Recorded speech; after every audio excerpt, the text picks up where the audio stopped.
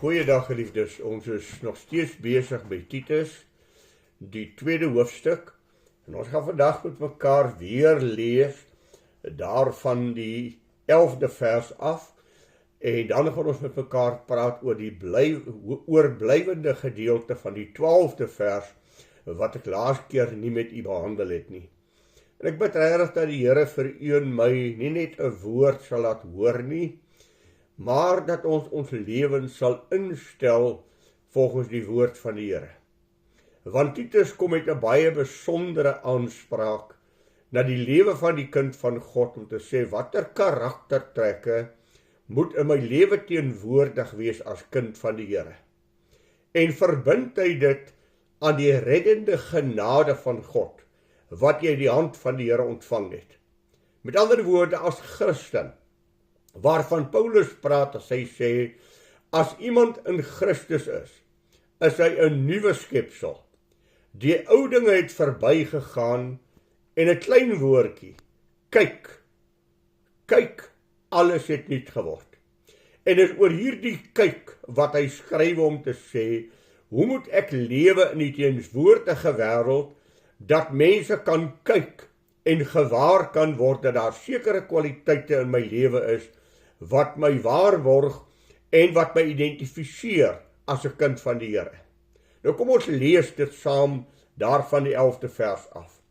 Want die reddende genade van God het aan alle mense verskyn en leer ons om die goddeloosheid en die wêreldse begeerlikhede te verloon, ingetoe en regverdig en vroom in die teenswoordige wêreld te lewe. Nou ons het laas keer met mekaar gepraat en ek het afgesluit met Romeine, waar hy kom en vir ons sê dat ons nie ons liggame moet stel as werktuie van ongeregtigheid nie, maar dat ons self moet stel as werktuie van God, wat uit die dode lewend geword het, en ons lede as diensknegte en werktuie van God. Nou gaan ons vandag aan en ons sê, geliefdes, dit wat van u en my verwag word, waartoe ons bevind moet word, hoe ons in die wêreld moet wees. Daarom gebruik hy hierdie woordjie en leer ons, dat hierdie karaktertrekke in u en my lewe teenwoordig moet wees. Nou kom ons sê dit net weer vir mekaar, as kind van die Here sal daar altyd in jou lewe 'n aflegging en 'n aanname plaasvind. In die geredde persoon se lewe sal daar altyd dinge wees wat die Heilige Gees jou opwys, wat jy uit jou lewe moet uitweer. En aan die ander kant sal die Heilige Gees jou in die hele waarheid inlei, en sal hy God aan jou openbaar, en die woord van God vir jou lewend maak, en hierdie woord moet jy in jou hart bære en dit in jou hart vasmaak, sodat jy 'n getuie kan wees van die werking van God in jou lewe, getransformeer deur die woord van God wat in jou is. Daarom praat ek van 'n geredde persoon. En die volgende kwaliteit wat hy daar stel is juis ingetoe. En weet jy, hierdie is eintlik 'n geweldig groot woord waaroor mens baie kan sê, maar ek gaan nie lank daaroor praat nie. Ek wil eenvoudig sê, hierdie woord ingetoe beteken vir my, hy's nie uitspattig nie, hy's nie losbandig nie, maar hy is stil en versigtig en oplettend wat hy doen en wat hy sê.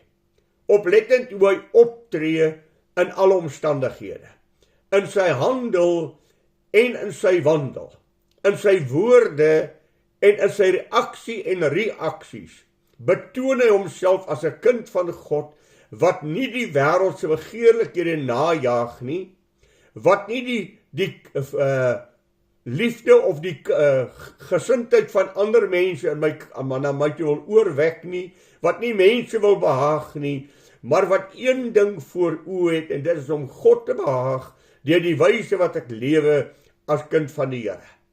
En daarom moet ons as kindertjies van die Here pas op hoe ons lewe, en ons moet waak oor hoe ons lewe.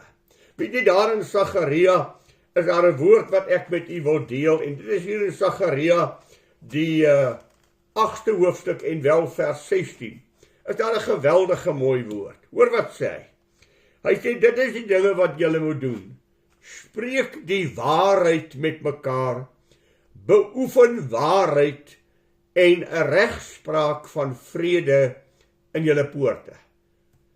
Beoefen die waarheid, spreek die waarheid met mekaar, beoefen waarheid en regspraak in vrede in julle poorte. Weet jy, as jy hierdie woordjie waarheid hoor, dan dink ek onwillekeurig aan 1 Johannes 2. Daar is geen leuen in die waarheid nie. En omgekeer is daar geen waarheid in die leuen nie.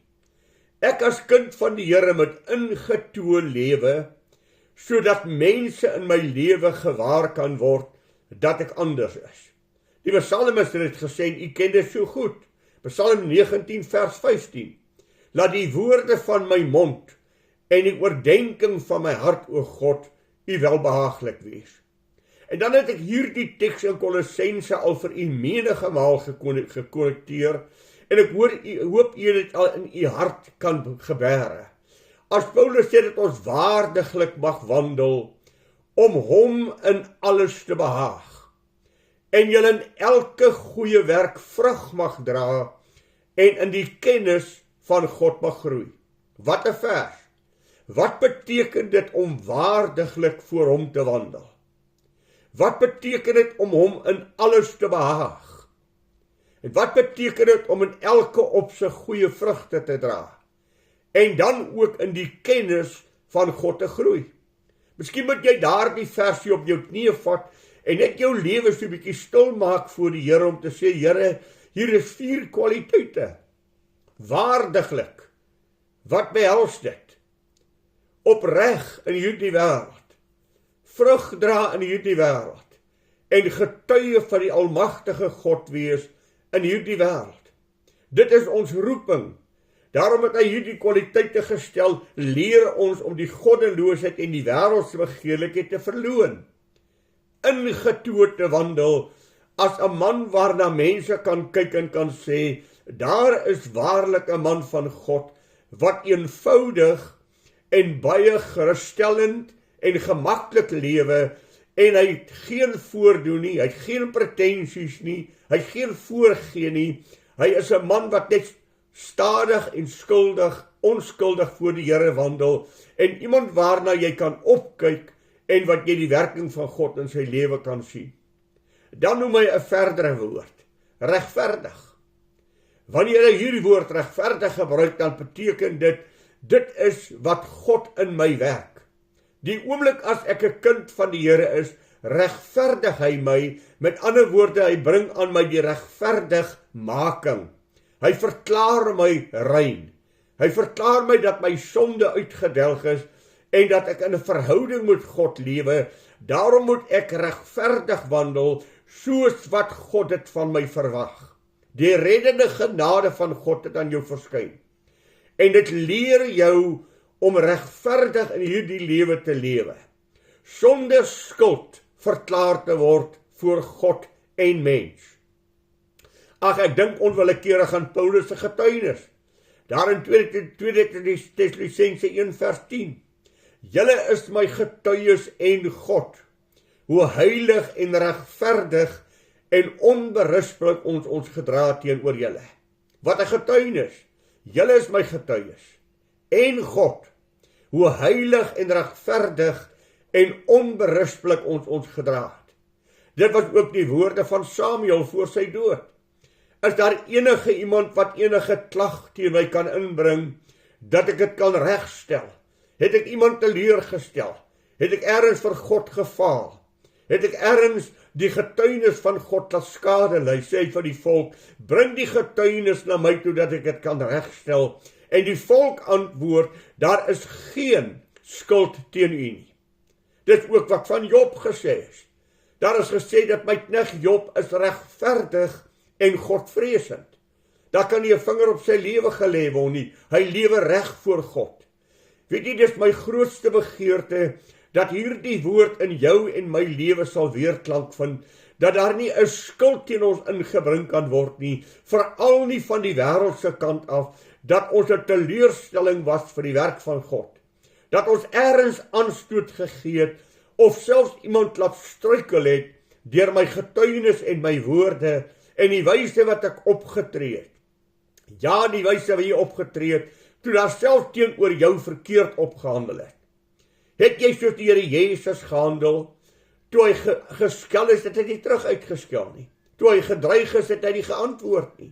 Soos 'n lam wat na die slagplek gelei word, so skaap wat stom is voor sy skeerders, so was hy voor sy aanklaers. Hy het nie reaksie getoon nie. Wat u sien gelied is om aanstoot te gee, het ek al baie vir u gesê, kan baie maklik gebeur. Dit kan gebeur dat jy nie eens weet jy gee aanstoot nie. Maar om aanstoot te neem, sê wat is binne in jou. Dit sê of daar hoogmoed in jou is. Dit sê of jy iets van jouself dink en iemand het my nou verneder en ek neem aanstoot oor wat iemand aan my gedoen het. Dan moet ons maar weer by die plek kom dat ek sterwe aan myself en nie reageer oor die negatiewe wat in hierdie wêreld na my toe kom nie. Daar sal altyd iemand wees wat onder jou vel inkruip. Daar sal altyd iemand wees wat iets sal doen wat jou irriteer. Wat gaan jy daarmee maak? Gaan jy dit in jou hart bære, of gaan jy sê, Here, ek gaan nie meer toelaat dat hierdie ding my tot struikeling bring nie.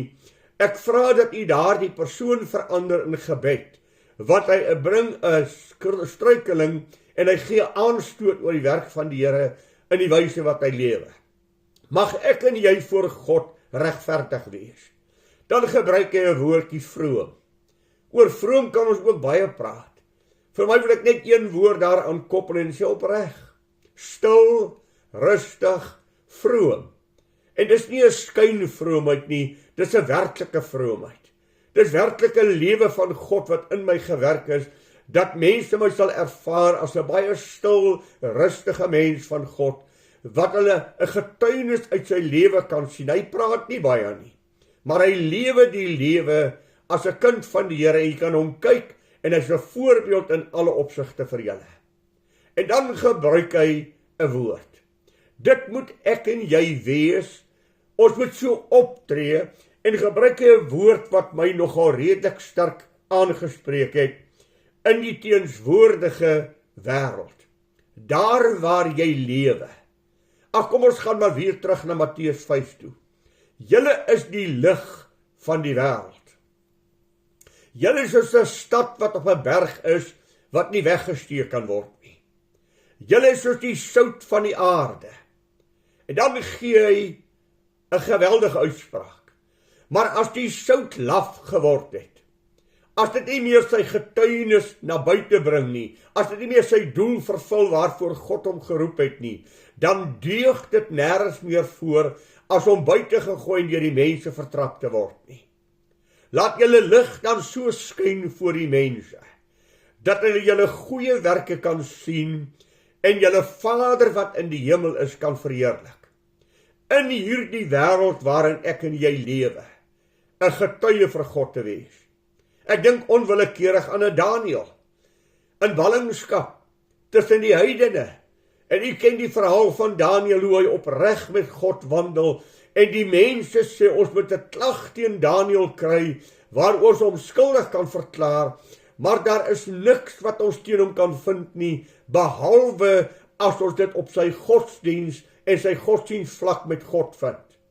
Dan kan hy die koning om 'n dokument te teken van die Mede en Perse, dat as iemand nie binne die volgende paar dae nie neerval en aanbid nie, sal hy in die leeukuil gegooi word. Daniël steur hom nie daaraan nie. Elke dag in die rigting van Jerusalem maak hy die vensters oop. Hy bid nie in die geheim nie, maak die vensters oop en hy roep tot sy God. Hulle vang hom daar en hulle gooi hom in die leeukuil. Ek ken die verhaal, ek hoef nie vir u te vertel nie. Maar hy het gelewe as 'n kind van God te midde van die wêreld om hom. Daarom moet ons nie die duiwel blameer vir ons faal nie. Geliefdes, die duiwel is nie die oorsaak nie. Dis jou eie vlees en jou begeerlikhede wat gekruisig moet word. Dan sal die duiwel nie vatplek op jou kry nie. Want hoe word ek en jy versoek? Ons word versoek deur ons eie begeerlikhede. En as ons toegee aan ons begeerlikhede, dan werk dit by ons sonde. En die sonde wat in ons lewe ontstaan, bring dan skeiding tussen ons en God. Daarom sal jy herhaaldelik in die Bybel kry hierdie woord begeerlikhede wat in 'n kind van God se lewe moet wees. Dink ek aan Petrus, die begeerlikhede wat stryd voer teen julle siel. Daarom pas hierdie positiewe elemente in jou lewe toe, dat jy in die wêreld kan lewe en nie van die wêreld is nie. Dat die wêreld nie jou standaarde bepaal nie, maar dat God se woord jou standaarde bepaal. Ek word heilig jaloers as ek lees aan mense wat op hierdie aarde gelewe het. Noag het God behaag. Henog het van God getuienis ontvang dat hy God behaag het en God het hom sommer net weggevat. Ag, dink aan die woord van Nathanael. Daar is 'n man in wie daar geen bedrog is nie. Wat 'n getuienis gaan van my lewe af uit na die wêreld daar buite? Wat 'n getuienis sal God aangaande my lewe, aangaande die wyse wat ek in die wêreld en in die wêreld lewe? Dis God se getuienis. En daarom ek en jy is vertoonprodukte. Ek en jy is God se vertoning aan hierdie wêreld. Kyk na my kinders. Paulus stel dit op 'n manier daar in 1 Korintiërs 3 vers 3. Julle is 'n duidelike brief van God, geskrywe met die vinger van God, geken en gelees deur alle mense. 2 Korintiërs 4 stel dit. God sy dank wat ons altyd laat triomfeer en die reuk van sy kennis deur ons oral versprei. Want ons is 'n aangename geur van Christus tot eer van God onder die wat gered word en onder die wat verlore gaan. Mense kyk na jou handeling. Ag, ek dink aan die woord wat Moody so baie gesê het. Mense lees nie die Bybel nie, hulle lees die lewens van kinders van God en hulle glo nie omdat hulle nie sien nie. Hulle wil Christene sien, hulle wil Christene ervaar. Hulle wil opreg eerlike vrome mense sien, dan sal hulle begin glo. Daarom moet ek en jy 'n roeping van die Here. Wat sê God van my? Wat sê God van my lewe? Ek gaan weer vir die daar na Sagaria neem en hoor wat sê Sagaria in die 8ste hoofstuk in vers 23. Sê hierdie woorde: So sê die Here van die leerskare, ons wil met julle in die dae sal daar 10 man wees uit al die tale van die nasies wat die slip van 'n Joodse man sal gryp en vashou en sê, ons wil met julle saamgaan, want ons het gehoor dat God met julle is. Is dit nie 'n mooi woord nie? Ons wil met julle saamgaan, omdat ons gehoor het dat God met julle is. Ek kan daardie ou woordjie van Sefanja, kan ek in my eie hart nie verwerk kry nie, maar hoor net hieroor. Die Here jou God is by jou, 'n held wat verlossing skenk. Hy verheug hom oor jou met blydskap. Hy swyg in sy liefde, hy juig oor jou met gejubel. Geliefdes, ek word klein as ek hierdie woorde lees, dat God so oor my 'n uitspraak sal maak, en dat God in sy hart so oor my sal voel, dat ek 'n getuie van die lewende God is. Kom ons gaan na Micha, en wel die 6ste hoofstuk, daar by die 8ste vers. Hy het jou bekend gemaak, o mens wat goed is. Wat vra die Here van jou anders, as om reg te doen, liefde te betrag, en ootmoedig te wandel met jou God? Wat vra jou God van jou anders, as om reg te doen, liefde te betrag, en ootmoedig met God te wandel? Ag, Paulus sê dit vir die Galasiërs en daarmee sluit ek. As julle dan deur die Gees lewe, moet julle ook deur die Gees wandel. En dan sê daar in die 16de hoofstuk van Galasiërs 5, wandel deur die Gees, dan sal jy nooit die begeerlikheid van die vlees volbring nie. Hoor u weer, die stryd tussen die vlees en die Gees, begeerlikheid en goddelikheid. Daarom die reddende genade van God het aan alle mense verskyn en leer ons om die wêreldse begeerlikhede te verloon, ingetoe, vroom, regverdig in die teenwoordige wêreld te lewe. Mag die Here jou en my help om as kinders van God te lewe, soos wat die Here gesê het. dat die wêreld daar buite in u en my lewe sal sien dat ons kinders van God is.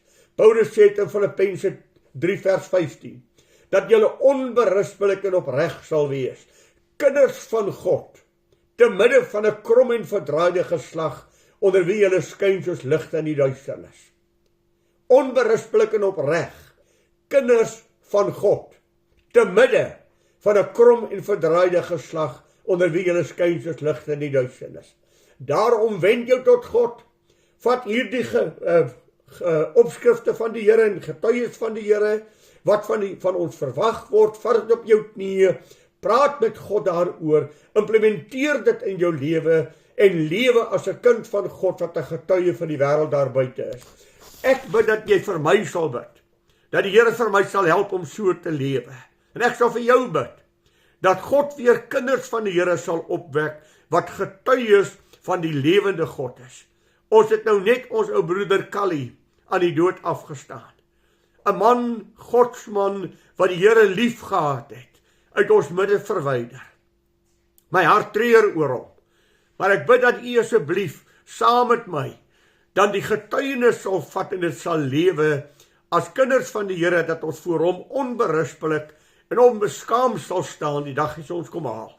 Goeiedag vir u. Ek bid u die Here se rykste seën toe en ons praat volgende keer weer met mekaar. Goeiedag geliefdes, die Here seën vir u.